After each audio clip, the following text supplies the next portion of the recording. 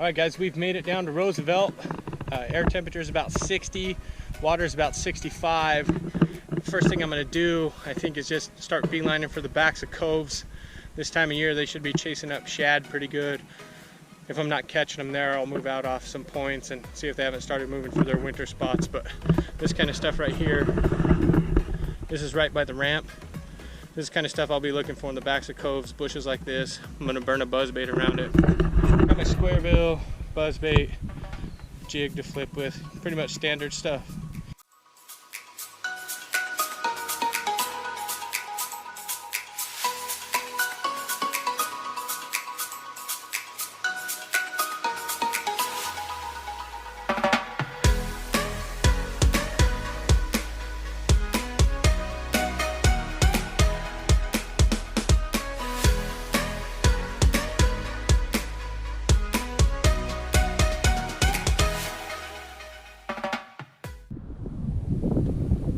All right, first spot here, we pulled up on this little rocky point. You can see it extends out a little ways. We're gonna throw this squarebill around and then cut around the corner and go into the back of this pocket, see what we can't do. For a squarebill, I'm throwing a Berkeley square bull in the just normal size, the 5.5 I believe. 14-pound fluorocarbon on a 7-foot Veritas winch rod, medium moderate action. Got to have that moderate action for crankbaits, little bend in them. Any treble hook baits, really, you need a rod with some give. I can already feel it rooting around the bottom on all these rocks and everything. I picked a shad pattern. Looking at the water, it's not insanely dirty, just got a nice color to it, and they should be feeding up on shad this time of year, so picked out the chameleon pearl color. We'll see if it'll get a couple. When you guys are reeling these crankbaits, if you're not digging the bottom, like you're up there next to the shore, you're not bouncing off rocks, creating an erratic action just by hitting cover, build your own in.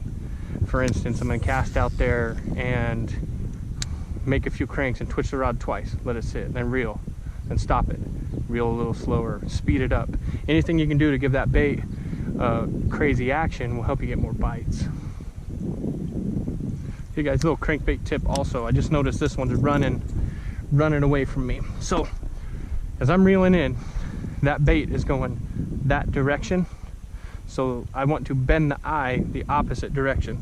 So we look down, ow, at this bait. It's going that way. We want it to go that way. So we're gonna move it to the left just a hair.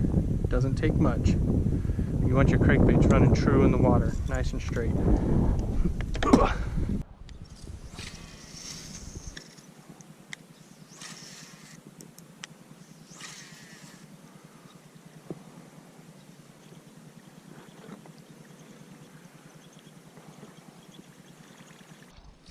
All right, folks, throwing me a buzzbait here. I'm gonna give you a couple of pointers.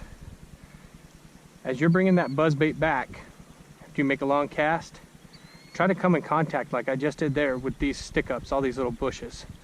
So many times that little movement in there triggers that bass to bite.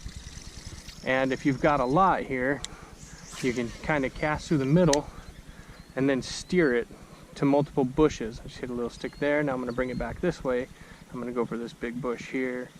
I didn't quite get it, but you can steer the buzzbait around a little ways, trying to hit multiple targets with one cast just to be a little more efficient.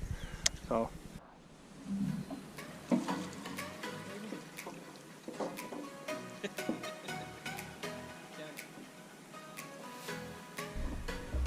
Three hours drive, first fish of the day.